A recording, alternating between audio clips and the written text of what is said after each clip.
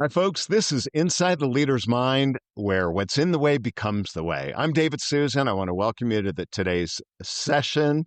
Our guest today, Dusty Gulleson. So excited to have you. I'm going to let Dusty, I keep saying Gusty, I'm going to let Dusty introduce himself, and then we're going to jump in. Dusty, go for it. David, don't worry about messing up my name. I grew up with this name through middle school, so it steeled my emotions after being called everything from Dusty, Gusty, Busty, you name it. It was crazy. It happens. It It happens. happens, but hey, good thing about having a name like that is it creates resilience and it creates a backbone and allows you to work through difficulties. That's probably my initial leadership experience was having to deal with middle school and high school folks teasing me with that name. But I grew up overseas in Indonesia. I was born and raised. My parents were missionaries there, so 0 to 18 in Southeast Asia. And when I came to the States, I was ready to roll because I was excited about being back in the States and took a year off. Thought a third world culture kid should take a bit off. But after a few years of just wandering around and did all kinds of crazy jobs from health insurance sales, did a couple years at college and dropped out, did some more sales and other things. And then went to Europe, met my wife, and came back and we got married. And after one stint at a job as a operations guy, I quit and started my company. So I've been doing this ever since 1999, 27 Oh, years. oh my gosh. Well, tell us a little bit about what you do now. So I'm privileged to work with a great team because it is not one person, it is a whole team that makes things happen. I have the privilege of working with about 80 employees, and I have a great C-suite. And what we do is we work with higher ed, nonprofits, associations, you name it. There's not really one vertical that we have to pin ourselves to because we have 5 divisions in our company. We're a vertically integrated technology company. We do infrastructure and managed services on one side. We do digital design, software development, enterprise websites, integrations. On the other side, we have a whole digital marketing team that does everything from the tactics of SEO to strategy and content design. And then we have staff augmentation. And incidentally, we have 2 SaaS products that we developed that serves higher ed and corporate philanthropy as well for non-standardized workflow-driven grants, applications, scholarships. So we've touched it all. But one of the things people come to us for is an expertise that crosses not just the infrastructure side, but also the web, the digital side, and we can actually converge and be a really strategic partner to our clients. That is that is so cool. I had worked in that those arenas that you did. It's very similar infrastructure, but also higher ed, K-12, nonprofit. I've been in that world. The question I have is, how the heck did you get into doing? You know, um, I had a friend, a good Jewish friend of mine. He says, "You know what the Jewish curse is? I wish upon you a company with many employees." And I laughed at him, but uh, you know, I did a good job with on a project with a small association, and then that led to another one, and that led to another one. Um, and what I spent a lot of my time was looking for opportunities, and I don't think that curse is true because as I grew, I added great people, and as we added great people, um, we were able to expand into other divisions and other verticals to serve people. So we started off building CMSs back in the day, 1999, 2000. The big grill on the block was a vignette, Yep. and a lot of those big folks out there charging $1 million licenses. And I thought that was crazy. And these nonprofits and associations had tons of great content and couldn't deliver. So we built our own CMS back 1999 in a classic ASP at the time. And I hired my first employee, which was a childhood friend from Indonesia. We used H1B at the time, and he came over and he would code, and I'd sleep on the floor. And then he'd wake me up, and I would test, and he'd sleep on the floor. And we did that back and forth for about a year. And as we started getting great customers that loved their CMS, that were like, hey, we can actually enter into this market and manage all our content without paying vignette and the others out there that are costing an arm and a leg. We grew pretty rapidly, and we hired another H-1B, and then unfortunately 9/11 happened and cut that whole thing off. And then clients would come to us and say, hey, you do this really well. Can you do this other thing that we need? And that's when we started our MSSP, our Managed Security Service Provider, where we manage networks and help desk. And that grew quite rapidly. And oh, by the way, this all started in the DC metro area where we started this. And then we grew from that. We had a client that wanted to do scholarships for overseas studies programs. And we created basically a SaaS product for them. And that grew into our Orchestrate product that is being used by Stanford University, McGraw-Hill, Google for their scholarship system. You name it. We're Rutgers. A lot of higher ed use it. So it's been a real blessing. And it grew out of that as well as we created a accessibility management software. A lot of these higher ed organizations don't have tools to manage their federally mandated requirement to provide accommodations for students in higher ed. There's a lot of audiences involved: the professor, the school, the individual. So our software helps manage that whole process very affordably. And then what sprung out of that is, we had some friends in Indonesia, and one of my fintech clients said, hey, could you hire a bookkeeper for me offshore? And I said, let me see. And so we did. And now we have about 80 bookkeepers offshore, providing back office support for a lot of fintech accounting firms in a super secure environment. And it's very affordable. And what's great about that business is that we give a lot of great jobs to folks that, especially women that wouldn't have a professional opportunity in Southeast Asia. They now have a great opportunity to work for a good company that treats them well and pays them well. So it's a real social benefit to my fellow Indonesians where I grew up. So it's quite a blessing. That is so cool. Do you? So what's going through my mind is, does the word no ever come in? Meaning, you have these clients over the years, and it's like, we need this. It's almost like you always say yes, and then you find a way to do it. Is that kind of your MO, the way you are wired? Or is it, I want to grow, get bigger, bigger, bigger? Or what is it that drives and motivates you to take on these projects that have allowed you to grow to where you are today? It's funny, if one of my long-term team members, Mike, was here, he'd be like, it's the story of his life. He's always constantly trying to do it. I think what drives me is solving problems. At the end of the day, I enjoy when someone presents a problem, how do they solve it? I tinker about it, and I think about it, and we end up solving it. There are things we say no to for sure. Certain types of verticals that are very unique that would drive us off. And in retrospect, creating a SaaS product when you have a development shop is very hard to do when you're trying to develop stuff for clients and then trying to develop stuff for your own product base. In retrospect, I've learned that hard lesson. It's good to have those teams separate.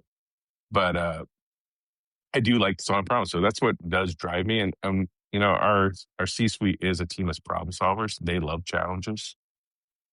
Every month, I think that's what drives us. It gives us purpose. If you're just doing the same thing over and over again, it's like being on a factory floor on an assembly line. This gives a variety, gives challenge.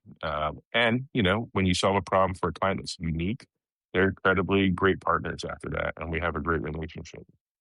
And I would say that's what keeps our team together too. I think our average employee has been here for 14 years, which is a great testament to the environment, the challenges it provides. And I think as humans, we want to be challenged. Well, I think that I want to transition into that, because I know people want to be challenged, but Mm-hmm. a lot of times they're challenged and they're not staying there 10 or 15 years. So I love the people side of leadership, because I think Mm-hmm. it's as I say, if everyone was 10% better, if everyone gave 10% more in any Mm-hmm. organization, Mm-hmm. you look at what that potential impact would be. So the people side of leadership, and yeah, you have the strategic side of, do I take this project? Do I go into this market? And do I do an Mm-hmm. acquisition? Okay, so there's always that side.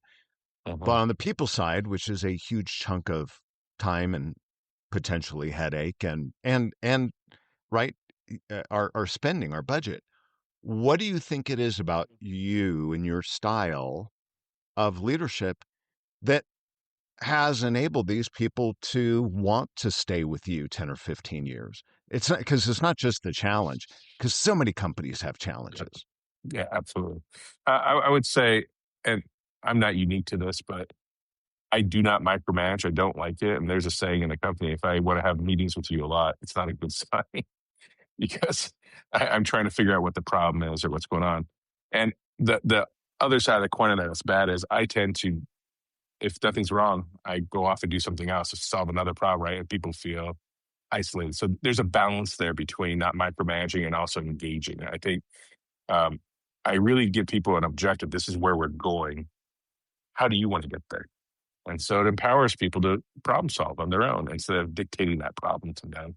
And otherwise, you just become a rote worker, right? You get a, here's where I need you to go. This is how you're going to do it. This is what I want you to do. And people are like, they don't get to use that part of their talents where it needs to be exercised about problem solving and creating a solution.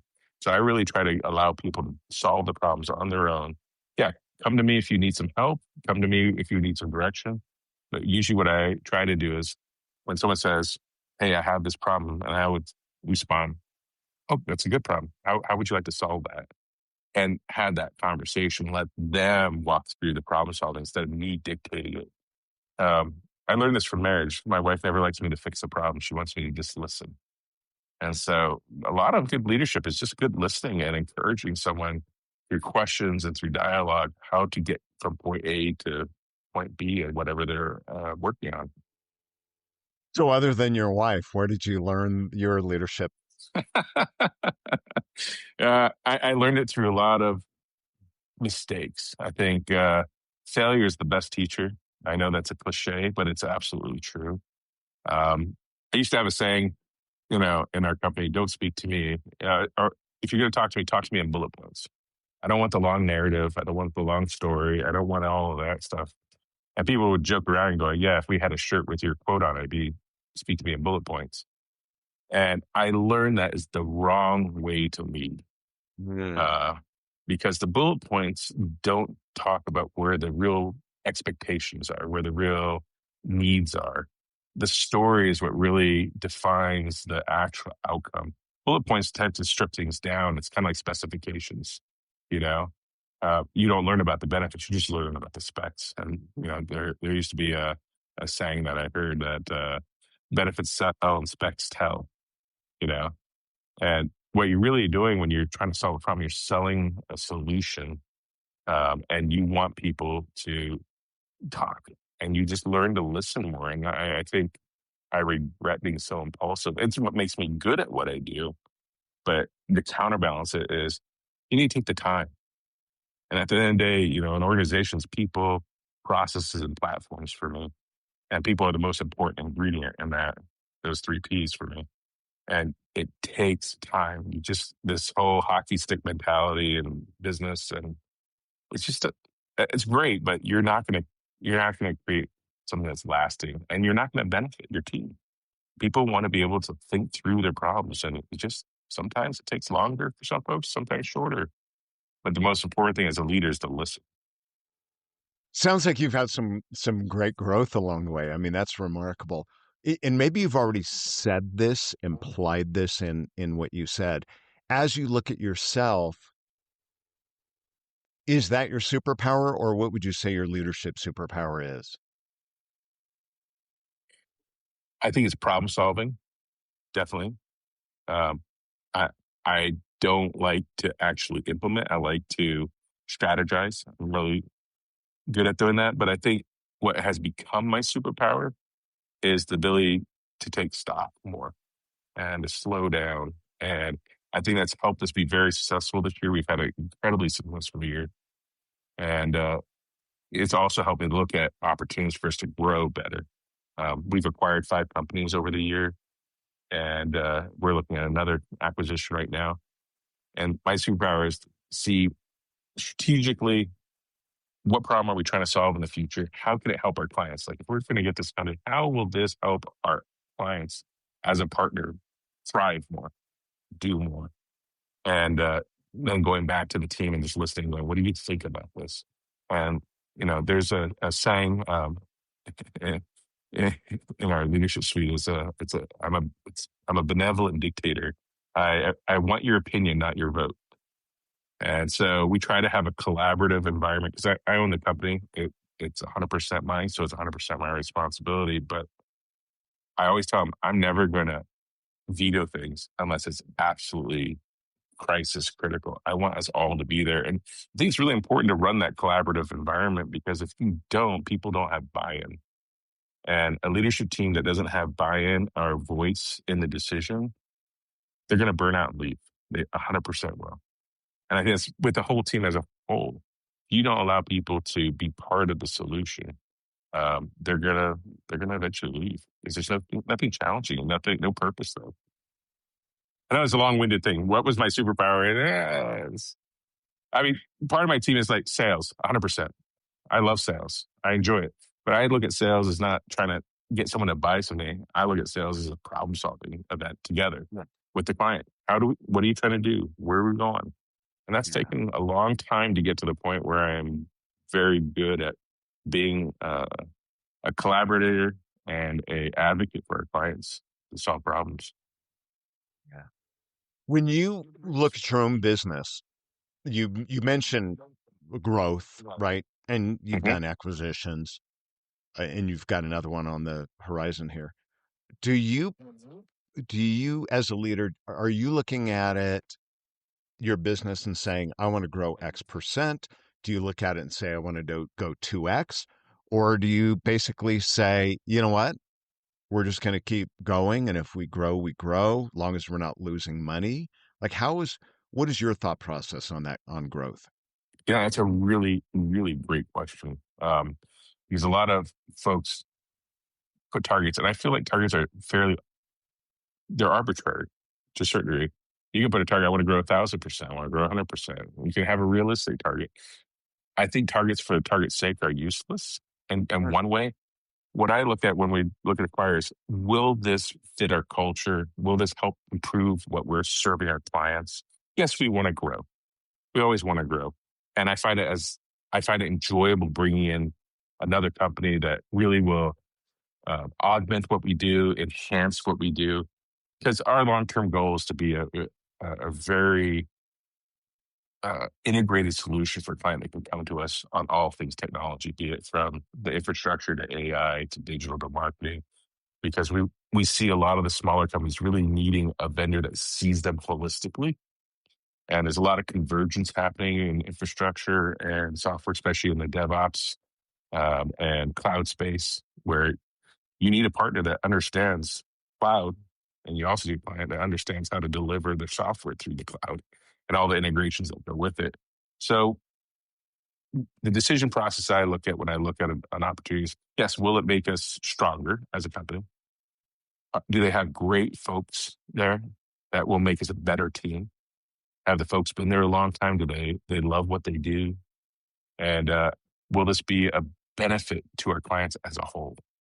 Will our current clients really benefit from the value of this integration? And so is the growth in your experience, been almost more organic than forced? Um, you know, we talk about quality of earnings, and my growth has, or the growth in our sales have been about, yes, it's organic. We have a lot of clients that very rarely a client leaves us. It's either through a death of a thousand cuts because something was missed somewhere, and that's rare, or it's because they got acquired, and we're the junior vendor in the relationship. Those are the two places we really lose a good partner in the long term. And we've had clients with us for 15, 18 years now, and just we've grown with them as they've grown.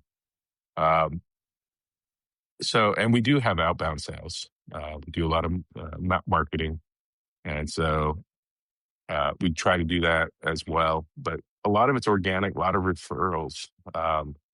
I mean, I would say in the last 4 months, we've had 5 large enterprise clients just come to us because they talked to someone else and they said, oh, these guys solved that problem. So they Yeah. call us. And then we solve that problem for them. And it's kind of goes on for that. And so I always have a tough time because marketing is so hard to do attribution for, right? Our poor CMO is like, I don't know how to do attribution for all the work we're doing. And really, at the end of the day, I tell every employee, everyone's involved in sales by doing a good job. And so when we get another client, it's not one person sold that. It's all of us because the reputation, the history, the referrals, all that came from everybody partaking in it. A great attitude to look at holistically. And I, I think there's a lot of companies that don't see it this way. You look at customer experience portion, and you get sales selling it, and then customer experience is not there, Yep. and it's hard to retain. Or you have great customer experience but horrible sales side, right? So it's I love hearing that about the balance. As you look at other leaders that you admire, Mhm. what is it that some of them are doing, especially on the people side of Mm. leadership, that you aspire to be even better? You know, I, there's a great guy I know locally that he sold his business recently as a fuel supply company up in the Pacific Northwest. And the thing I admire most about him that I try to aspire to be is the less the sense of not making the urgent determine how you behave. And what I mean by that is when there might be something as a perceived crisis or a real crisis or something that's really, you know, got to get it done right now. He steps back from that. Doesn't mean that he doesn't address it, but he steps back from it. And again, it goes back to that listening, trying to understand the real situation. What's the real issue behind the urgency or the crisis? And I think there's a lack of calmness. A lot of stuff is just so, I'm speaking for myself, very impulsive in responding to things. But I see that in other, organizations where, CEO goes off the cuff. And I think that leads to, that urgency and that stress can translate into anger. Anger is a terrible, terrible cancer in an organization. When you lose it or you get frustrated, and I always say to my leadership, there is no bad employee, there's bad leaders. Because I don't think, yes, I understand there are bad employees, but it's a very few and far between. Usually when someone's not performing well in your organization, it's because you're not giving them the oxygen to it. You're angry, you're frustrated, or something, and you're not listening. And so I would say from this one gentleman, I've learned calmness and listening. I'm not allowing, as soon as I start to feel frustrated, I step back and go, nope, it's not the right time to respond. Because you don't, there's nothing so urgent that allows you to blow up at someone. So from an impulse point, and I've learned this just in being a parent, you know, it's hard dealing with teenagers that don't want to get out of bed in the morning. And, I have one of them that it's a struggle, but I've learned through, those hard and good ways that just a calmness and you can actually detect the temperature in a room, both in work and at home by how you project yourself. So you can calm a client pretty well if you project calmness. Oh, it's fascinating because I'm also a parent, and there is a parallel Mm-hmm. between parenting and leadership. And people that don't, they're not there, they wouldn't get it, but Yep. there is. And it's 100%. and what's amazing is, and I'd love your opinion on this, sometimes we know what to do, but we don't do it. Does that ever occur in your life? Yeah, and I'll be honest with you. The reason why I don't do what I want to do is I'm selfish. Because I'm looking for my outcome. And parenting, it's interesting. I like that you made the parenting and leadership the same because when your child doesn't perform to what you expect, that's the problem. It's your expectations. You're not worried about them, right?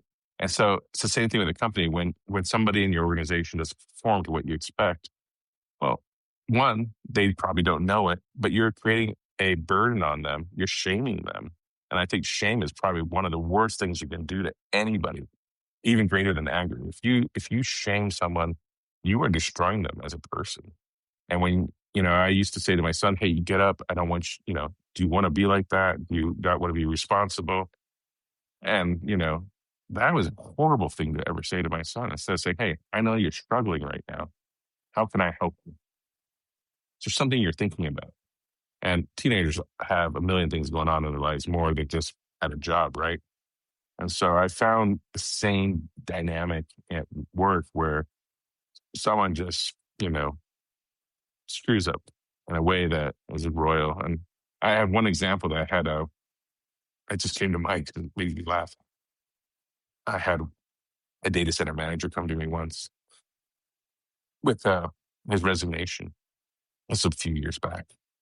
And I said, what is this? It's like, well, I screwed up on this major client and they left us. It was a big blow up back in the day. And I said, well, I don't want your resignation. It's like, wow, like, listen, I don't know if we equipped you well enough for that. Or, and then we went on and I said, have you learned anything? He said, oh, I've learned a ton. I will never happen again. I said, that was, it was only a $15,000 or $20,000 event. I said, you just had a $20,000 training event. Why would we get rid of you? You're part of our team. We all make mistakes. It's okay. And now you've learned something valuable. And that person's been with us now 18 years. Wow. So I think the same thing in parenting. When your child does something, check your expectations and make sure that your expectations are not, they're probably not reasonable. I'm a 51-year-old man. I have a 16-year-old son. Not the same experience world, right? And I don't know what he's going through. And you got to stop and listen and listen and listen. And whatever you do, don't get angry or frustrated, and definitely don't shame somebody. That's a definite. I think there's a psychologist down in I forget the book I was reading. He said that they did a study that people would rather die than being shamed. That shame is Yeah. worse than death, and it's true. I absolutely love your insight on that because I think it's very easy in leadership to find a scapegoat and Hmm. not look in the mirror and point at yourself and say, hey, wait a minute, I could have done better. Yeah. And here's what I always believe, and I believe this about kids, but I believe it about employees. They're not doing it on purpose. They're not Yeah. messing up on I mean, rarely, right? Maybe there's Yeah. ones, Sure. but the reality is an accident is an accident. And if they would Yeah. have known better, they would have done better. And what we oftentimes do is the shame. And we say, oh, you shouldn't have done that. You shouldn't have. Well, of course, if I would have known that, I wouldn't have done that. Well, why did you say that? Why did you do that? Which I hate that question. Yeah. Why? Well, because I did. Like I screwed up because I screwed up. You watch sports. Why did you throw an interception? Well, because I wanted to. Of course not. Of We're course not. so this is that humanness. This is that human behavior. Yeah. It's just who we are. And there is no I talk about this in my keynotes. I said, they're people, they're not robots. Yeah. We can't just flip a switch and people are going to act and behave the way we expect them to. They're just human. And I love that you shared that and that even you tied it to, shared about family, because I think our listeners, people need to hear this Hmm. uh, and have that compassion and the empathy, but drop the ego and drop the selfishness, which is really what you said. Yeah. And it's really hard. It's really hard. So thank you for sharing that. I love that. Yeah. Well, So always growing, always learning. That's for sure. uh, I love that. So I want to wrap with a couple quick thoughts here. What would be, and maybe you already said it, what would be your biggest advice for other leaders? People that are already in a leadership role that would make them, in your opinion, make them even better at what they do. I think, talk about shame. Don't shame yourself. You're going to make mistakes. We'll start there. You will make mistakes. And that is just going to happen. It's the fact of life. You don't know everything, and you haven't experienced everything. I would say when you do make that mistake, be humble, own it. Mm, Tell people. People have more respect for humility than they do for their confidence. mm, I feel at the end of the day, and when you come to your team and go, you know what, I let you down. I didn't do this well. I mean, this is what I can do to fix it, and I could use any help or any insight. People respect the humility of a leader who is learning and growing because it makes them feel safe. And having a place where employees feel safe, knowing that they will mess up. We all do. It's part of life. They're going to be better learners. They're going to be willing to listen more. And I think having that coupled with, the things that we say don't do to an employee, on a coworker, don't do to yourself. yeah. Just apply the same rules. Yeah. Yeah. Love it. Love it. And last question. What's the question you wish people would ask you, but they don't know to ask you? Could be about anything. Could be about leadership. Could be about you personally. Could be about just life. What's a question you wish people would ask you, but they don't? They don't know to ask you, but you wish they would. I think leaders never get asked, and this is why I'm part of some like mastermind groups and stuff. Is like, how do you manage to deal with the loneliness at the top? It's a very lonely position, being a CEO and owner of a company, because there's no peers in your coworkers per se. You a lot of my VPs and C-suite will say, don't ask that question of someone because they're not going to answer it the way that you really want them to answer it. Because no one talks to me like they would talk to someone else, because there's expectations that they have and fear or whatever they might have. And I'm just like, he told me this. And my VP was like, that's not the whole story, right? Or because sometimes they're new and they don't know what to say. And I think it's hard to have someone that's honest with you. I have a great guy on my team, Mike, who is kind of a conscience of me, and because he's been with the company for so long. And when you're not sure about what to do, it's great to find that one person when you're alone trying to figure out a decision and direction, to have someone that is willing to be the most honest person with you and go, no, that's not great. My dad always said, surround yourself with great people, but always have one that disagrees with you. And so the question I would say is, how do you handle the loneliness and just the burden of decision making when it is actually critical? There's people's mortgages on the line. There's people's family vacations on the line.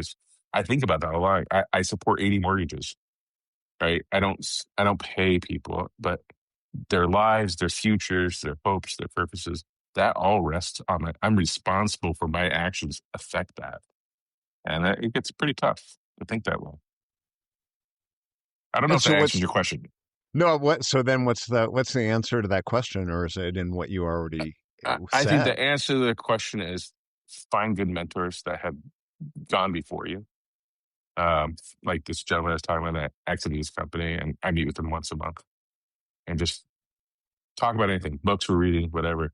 And I'll say, I'm dealing with this. And he'll be like, and he'll give me some advice when I ask it. But it's great about it. He's a great listener. And I would say Good. the same thing. Do that to folks that are just starting out. Take the time. Go have a cigar with them, a beer or a drink or whatever, and just listen. Huh. Because I think people being listened to is probably the greatest superpower someone can actually exercise to make someone feel whole again and safe. Love it. All right. Love it. So if someone wants to learn more about your business, get in touch with you, Sure. what would you like to share? Sure. They can get in touch with me on LinkedIn, of course. I'm on there. Um, eresources.com is the umbrella of all our different divisions. We have itondemand.com, we have Orchestrate Suites, orchestrateams.com, viastudio.com is our digital side. Um, Incidentally, we're rebranding, David. We've been doing Good. all these acquisitions. So we have a brand new, brand beautiful setup and strategy coming out on January 23rd. So all those will redirect to that new brand site. But it's 2 years in the making. hundreds of $1,000s of worth of work, but we're repositioning ourselves to be that, boutique, vertically integrated company for everybody. Yeah. Well, I'll make sure I put links to your LinkedIn profile, your main Thank company you. site, in the show notes for today. So, Appreciate it. Dusty, awesome guest. Thank you so much for being with me. I so appreciate you and for Yeah. taking the time. Likewise, Dave. Thank you. I really appreciate Hey, by the way, I loved your speaker reel. There's some good stuff on there. Oh, well, Really thank you. I enjoyed that. appreciate that. I I don't know I appreciate can that. afford the quality of your stuff, but one day I'll give you a call. Well, there you go. There you go. And folks, thank you so much for being here, listening to Inside the Leader's Mind. I'm David Susan, and we'll talk to you next time. Bye. See you, everyone.